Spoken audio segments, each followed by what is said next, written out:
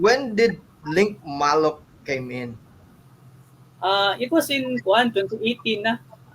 2018, at sa to time, medyo may kuan sa family ba, akong papa, namatay mo papa. So, actually devastated kay ko at that time kay wala gid the head of the family wala na niya. I really need kanang basta medyo gubot akong una to kay ito juggle pod kaning the family and then sa akong family and then sa work pod and then bisan sige ta og kanang ka sama promote nya dako tong sweldo. Pero atong tapakon sa tax good. So taxes were really kanang tukit ba.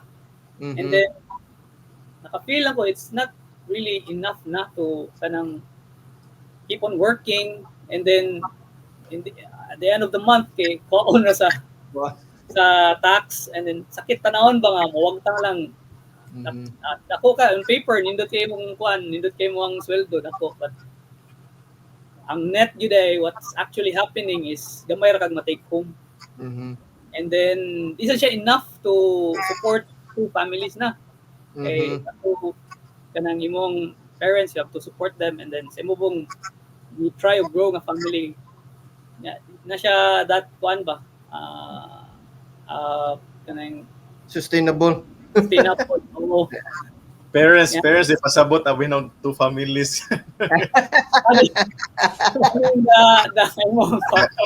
Yung parents Kuyawan ani two families.